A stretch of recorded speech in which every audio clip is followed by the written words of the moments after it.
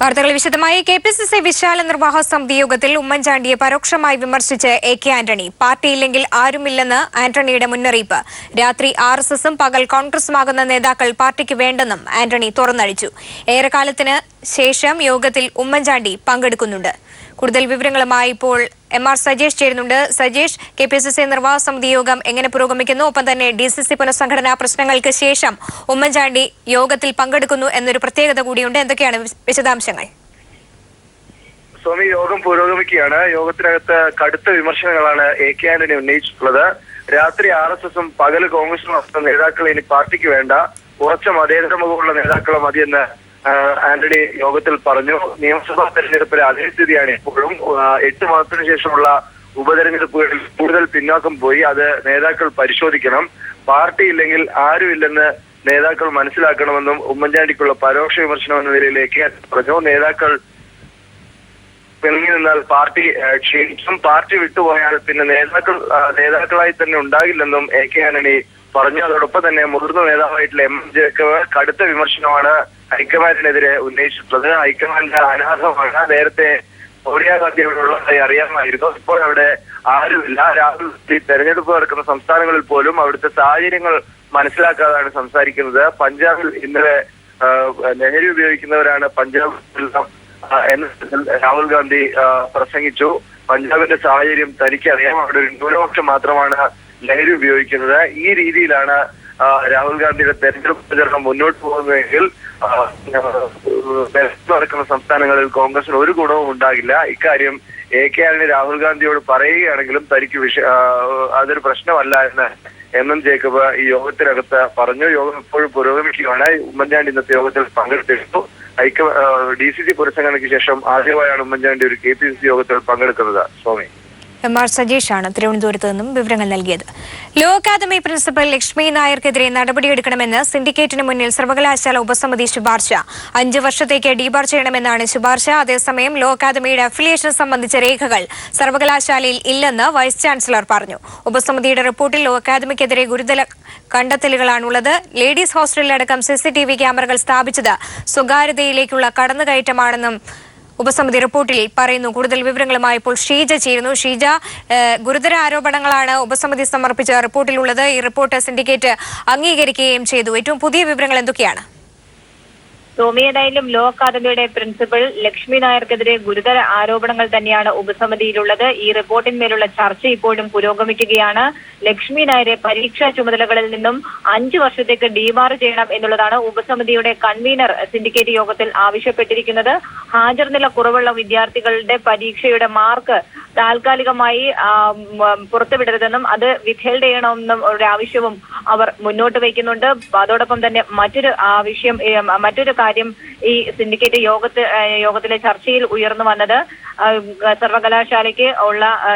സർവകലാശാലയിലെ രേഖകളിൽ ലോ അക്കാദമിയുടെ അപ്ഡേഷൻ സംബന്ധിച്ചുള്ള രേഖകൾ ഒന്നും തന്നെയില്ല. അതുകൊണ്ട് തന്നെ ഉപസമിതിയുടെ റിപ്പോർട്ട് ചിലപ്പോൾ കോടതിയിൽ ചോദ്യം ചെയ്യപ്പെട്ടേക്കാം എന്നൊരു വശവും വൈസ് ചാൻസലർ യോഗത്തിൽ അഭിപ്രായപ്പെട്ടിട്ടുണ്ട്. അതുകൊണ്ട് തന്നെ ഇതിന്റെ വിവിധ നിയമവശങ്ങൾ ഉൾപ്പെടെ പരിശോധിച്ച ശേഷം മാത്രമേ ഇതിൽ ഒരു അന്തിമ തീരുമാനത്തിലേക്ക് സർവകലാശാലയുടെ സിൻഡിക്കേറ്റ് യോഗം എത്തുകയുള്ളൂ. കാരണം ഉപസമിതിയുടെ കണ്ടെത്തലുകൾ അത്രത്തോളം ഗുരുതരമാണ്. ലോ അക്കാദമിയിൽ ഇന്റേണൽ മാർക്കിന്റെ കാര്യത്തിൽ, അതോടൊപ്പം തന്നെ ഹാജർ നില കുറഞ്ഞ കുട്ടികൾക്ക് ഇന്റേണൽ മാർക്ക് കൂടുതലായി നൽകുന്നു. ആവശ്യത്തിന് ഹാജർ നില ഉള്ള കുട്ടികൾക്ക് അത് നൽകുന്നില്ല. അത് വലിയ തോതിൽ വിദ്യാർത്ഥികളുടെ പ്രതിഷേധത്തിന് ഇടയാക്കിയിട്ടുണ്ട്. മറ്റൊന്ന്, വിദ്യാർത്ഥിനികളുടെ ഹോസ്റ്റൽ മുറിയിൽ CCTV സ്ഥാപിച്ചതുമായി ബന്ധപ്പെട്ട് അവരുടെ സ്വകാര്യതയിലേക്ക് വലിയ തോതിൽ കടന്നു കയറുന്നുണ്ട്.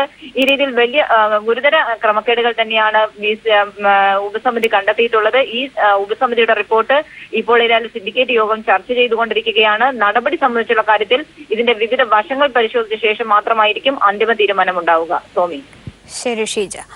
ലോ അക്കാദമി പ്രശ്നത്തിൽ ഇടപെടണമെന്ന് പ്രതിപക്ഷ നേതാവ് രമേശ് ചെന്നിത്തല. ഇക്കാര്യം ചൂണ്ടിക്കാട്ടി ഗവർണർക്ക് കത്ത് നൽകുമെന്നും ചെന്നിത്തല തിരുവനന്തപുരത്ത് പറഞ്ഞു. ഈ ലോ അക്കാദമി വിഷയത്തിൽ ഗവൺമെന്റ് ഇടപെടാൻ വൈകുന്ന സാഹചര്യത്തിൽ ചാൻസലർ കൂടിയായ ഗവർണർ അടിയന്തരമായി ഇടപെടണം. ഇത്രയും ദിവസക്കാലം വിദ്യാർത്ഥി സമരം ശക്തമായി മുന്നോട്ട് പോകുമ്പോഴും ഇതിനൊരു പരിഹാരമുണ്ടാകാത്തത് ഖേദകരമാണ്. ഗവൺമെന്റ് ഇടപെടാത്ത സാഹചര്യത്തിൽ ചാൻസലർ ഇടപെട്ട് ഈ പ്രശ്നം രമ്യമായി പരിഹരിക്കാനുള്ള നടപടികൾ സ്വീകരിക്കണമെന്ന് ഞാൻ അഭ്യർത്ഥിക്കുകയാണ്.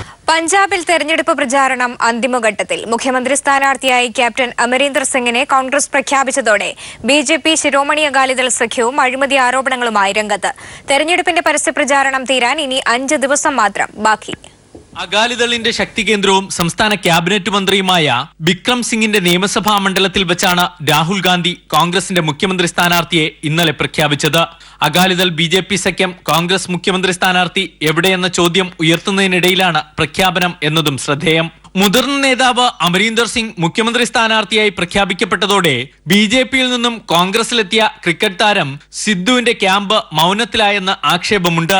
അകാലിദൾ ബി.ജെ.പി. സഖ്യമാകട്ടെ അമരീന്ദർ സിംഗ് മുഖ്യമന്ത്രിയായിരുന്ന കാലത്തെ അഴിമതി ആരോപണങ്ങൾ ഉയർത്തിക്കൊണ്ടുവരാനാണ് ഇന്നു മുതൽ ശ്രമിക്കുന്നത്. ഇപ്പോഴത്തെ മുഖ്യമന്ത്രി പ്രകാശ് സിംഗ് ബാദലിനേക്കാൾ പ്രധാനമന്ത്രി നരേന്ദ്രമോദി ഉയർത്തിക്കാട്ടി പ്രചാരണം നടത്തിയിരുന്ന ബി.ജെ.പി. ആ തന്ത്രങ്ങളിലും മാറ്റം വരുത്തുന്നുണ്ട്. 4-ാം തീയതിയാണ് സംസ്ഥാനത്തെ വോട്ടെടുപ്പ്. 2-ാം തീയതി പരസ്യപ്രചാരണം അവസാനിക്കും. അതിനു മുമ്പുള്ള കടുത്ത പോരാട്ടത്തിലേക്ക് പഞ്ചാബ് ഇന്നു മുതൽ കടക്കുകയാണ്. News bureau, Delhi. ഗോവയിൽ വോട്ടെടുപ്പിന് ദിവസങ്ങൾ മാത്രം ബാക്കി നിൽക്കെ RSSന്റെയും പ്രധാന സഖ്യകക്ഷിയായ MGPയുടെയും പിന്തുണയില്ലാതെ വെട്ടിലായിരിക്കുകയാണ് ബി.ജെ.പി. ഹിന്ദു വോട്ടുകൾ ഭിന്നിക്കുമെന്നും RSSനെ അനുനയിപ്പിക്കണമെന്നും ആവശ്യപ്പെട്ട് സംസ്ഥാന നേതൃത്വം ബി.ജെ.പി. കേന്ദ്ര നേതൃത്വത്തെ സമീപിച്ചു. അതേസമയം 3 രൂപയ്ക്ക് ഗോതമ്പ്, 2 രൂപയ്ക്ക് അരി, 5 ലിറ്റർ സൗജന്യ പെട്രോൾ തുടങ്ങിയ വാഗ്ദാനങ്ങളുമായി കോൺഗ്രസ് പ്രകടന പത്രിക പുറത്തിറക്കി. അധികാരത്തിലെത്തിയാൽ കാസിനോകൾ പൂട്ടിക്കുമെന്നും കോൺഗ്രസ് പ്രഖ്യാപിച്ചു.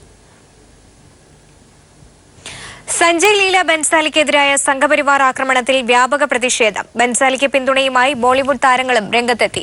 ബൻസാലിയുടെ പുതിയ ചിത്രമായ പത്മാവതിയിൽ അലാവുദ്ദീൻ ഖിൽജിയും രജപുത്ര രാജ്ഞിയും തമ്മിലുള്ള പ്രണയരംഗം ജോധ്പൂരിൽ ചിത്രീകരിക്കുന്നതിനിടെയാണ് ബൻസാലിക്ക് സംഘപരിവാർ മർദ്ദനമേറ്റത്.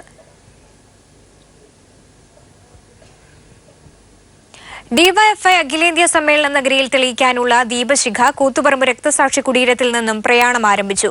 ഡിവൈഎഫ്ഐ അഖിലേന്ത്യാ വൈസ് പ്രസിഡന്റ് പ്രീതി ശേഖർ, പി റെജീന എന്നിവർ നയിക്കുന്ന ദീപശിഖ പ്രയാണം 1-ന് കൊച്ചിയിൽ എത്തിച്ചേരും.